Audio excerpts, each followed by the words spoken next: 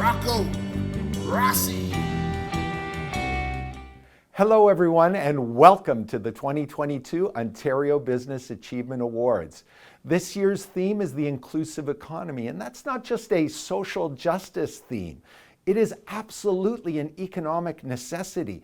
As the indispensable partner of business, the Ontario Chamber of Commerce is in constant conversation with leaders across the province, and there is a war for talent out there.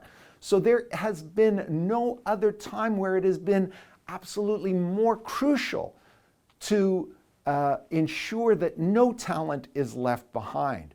This episode is all about focusing on the lived experience of recruiting, retaining, motivating those from the disability sector, and ensuring that we leverage every talent, both for the benefit of the individual and for the economy as a whole. I can't think of any people better to take us through this discussion than the hosts of The Outlook with Lisa and Louis, OCC's very own Lisa Kelly and Louis De Palma. Over to you two. Thanks, Rocco. This is a very rich and deep talent pool that Ontario employers can access to meet their labor market needs.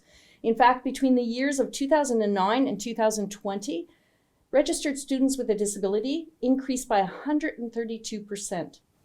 Absolutely correct, Lisa. Not only is it a rich talent pool, but a very qualified talent pool that can certainly meet the needs of business across the country. Our next segment features Diane Colin. She looks at accommodation from two perspectives. Not only does she ask for accommodation from time to time, but she also evaluates accommodation requests from both the individual and the business perspective. Let's learn more. So my name is Diane Collin. I am originally from Paris region in France. I lived in Strasbourg, I lived in Holland, I lived in Marseille. I'm living in Ontario for 8 years now. I've been sent by my IT company. Moving into a new country is always a bit tricky because you might do research about everything that is happening in the city, including accessibility, quality of living, which apparently was very good when I was looking. But it's always a bit difficult because you don't know what to expect until you arrive there. I really love Toronto. It's very accessible compared to what I've been experiencing in France. I'm very happy now. When I'm doing an accommodation request, I'm always a bit worried that it won't go through because people are thinking that accommodation requests equals money, equals a bit of bothering, a transformation of something. The accommodation request part is very administrative, but I don't go always through the administrative part. I go to discussion first. The key of an accommodation request is really to go and communicate with the person in charge, whether it is a service that is for accessibility service, if it is in a school, or if it is in a choir, or whatever the place is, or whoever the organization is. The key is always communication for me. I'm very lucky because I am experiencing both sides of the picture. I am myself asking for accommodation as a person with a disability, but I am also assessing some accommodations. So there is kind of connection between assessing and being assessed. If I request an accommodation, I go to the person, I communicate, and I explain my situation. If I am assessing, I'm also communicating with the person who is requesting. So, in a way, all is about communication. If I have an issue, I want to solve the issue with the person, and if I receive a person who has an issue, I want to solve the issue with the person too. I would encourage companies to consider having more accessibility in their work environment, because it won't only help the people with disabilities, it will help everybody in the company. and it will enrich the life of the employees. And I think it's an opportunity that companies should take. Our next guest is a successful lawyer. She is a passionate volunteer in the world of athletics. She's a former Paralympic swimmer herself, and she's an MP from Delta, British Columbia. Oh, and by the way, she's also Minister of Employment, Workforce Development, and Disability Inclusion.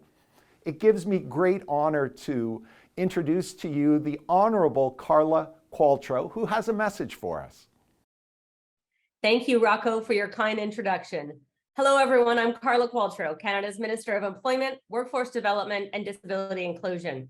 I'm joining you today from Ottawa, located on the traditional unceded territories of the Algonquin and Anishinaabe peoples. I'm honored and excited to be part of the Ontario Business Achievement Awards. Thank you to the Chamber for recognizing the importance of disability inclusion in our workforce and for including this important conversation in your event.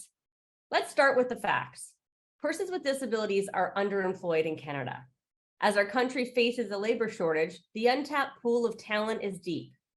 1 in 5 Canadians identify as having a disability. We're talking about the economic potential of over 20% of our population. If our workplaces were fully inclusive of persons with disabilities, we could see a bump in our GDP by nearly 2%. Fundamentally, though, this is about the right of every person in this country to participate in every aspect of our society. This is about the right of persons with disabilities to fully participate in the workforce. We also know that our workforce, our economy, and our country will be so much stronger when we become more inclusive. The government, we're committed to making Canada more disability inclusive. We laid the foundation for this work with the Accessible Canada Act. This act became law in 2019 and set Canada on a path to become barrier-free by 2040. We established Accessible Standards Canada, and in December 2021, we published the first set of Accessible Canada regulations. Soon, Canada will be releasing our first ever Disability Inclusion Action Plan. The action plan has 4 pillars: financial security, employment, accessible and inclusive communities, and a modern approach to disability. A key component of the action plan's second pillar is our employment strategy for persons with disabilities. In Budget 2022, the Government of Canada committed $272.6 million over 5 years to support the implementation of this employment strategy. The strategy aims to help more persons with disabilities find and keep good jobs, advance in their careers, or become entrepreneurs. It will help employers make workplaces more inclusive and accessible, and support individuals and organizations that are working to advance disability inclusion across our workforce. Across all 4 pillars, the Disability Inclusion Action Plan will challenge our government and the networks and systems we operate in to do better. It will challenge Canada to be better. The progress we've made as a government and as a country is thanks to the relentless work and leadership of the disability community. But that work cannot rest with them. It's up to all of us to be more disability inclusive in the workplace and in every aspect of society. Because right now, frankly, Canada doesn't know how much it's missing. The untapped pool of talent in this country is deep. We'll be amazed at who and what we become as a nation when every single person has a chance to participate. Thank you all for having me today to discuss the importance of an inclusive workforce. Let's continue to build a better, more inclusive workforce and country for persons with disabilities. Our economy and our country will be stronger because of it. Thank you, Minister Qualtrough. Always insightful, always important messages from you. It gives me great pleasure to reintroduce our OCC subject matter expert on this area, Lisa Kelly, who's going to be taking your questions in a new segment we call Ask Lisa.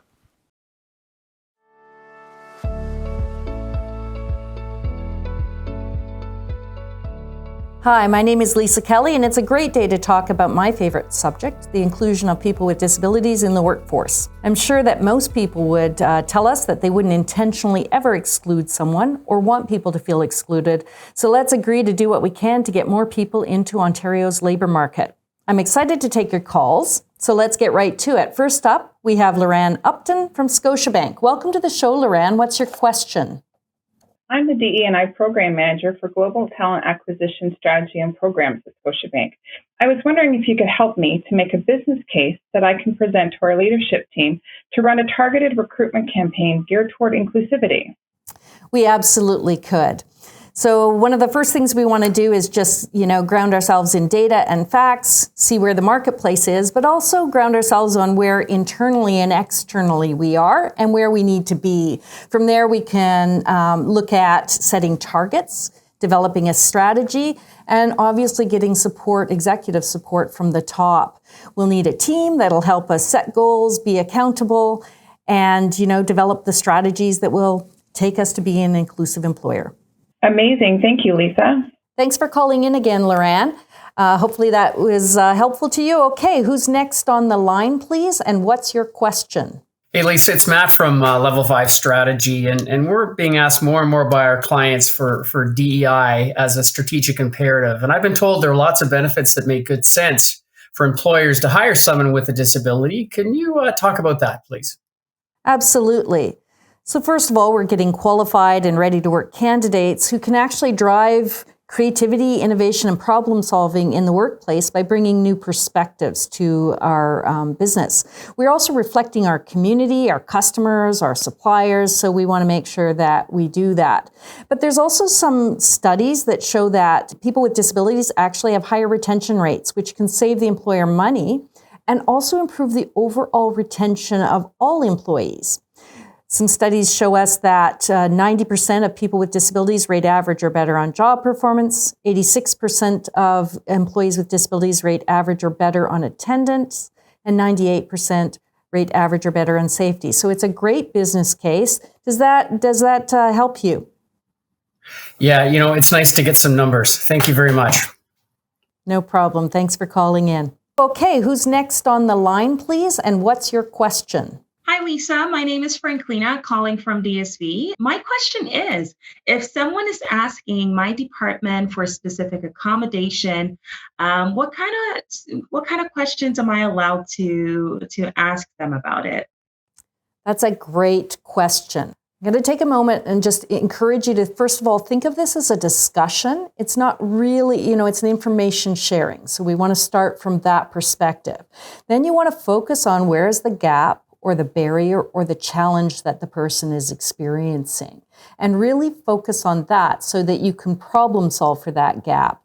You can ask, are there limitations or restrictions I should be aware of? You can even ask for suggestions from the person on what they think might address those gaps. But you are not entitled to know their medical condition, their diagnosis, or any private medical details. Does that answer your question, Franklina? That's perfect, Lisa. Thank you so much. This was definitely helpful. Thanks, Franklina. Call back another time and let me know how it goes. Good luck, by the way. Folks, that's all the time we have for today. I really want to thank all our callers. We had Loran from Scotiabank, Matt from Level 5 Strategy, and Franklina from DSV. Until next time, I'm Lisa Kelly, and this was Ask Lisa.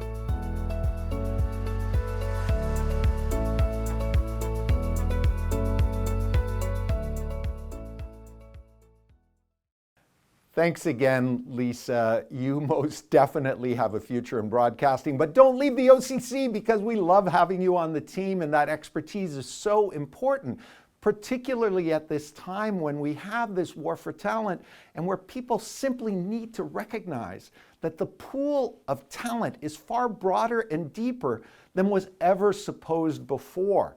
So learn from this episode and ensure that we keep those questions coming. I want to thank all of the callers, and we had a backup on the phone line. So you want to keep the conversation going? Join the OCC on Twitter, on LinkedIn, on Facebook, and let's keep this incredibly important topic going. Thanks to all of the viewers for joining in on this episode, and until next time, think and act inclusively.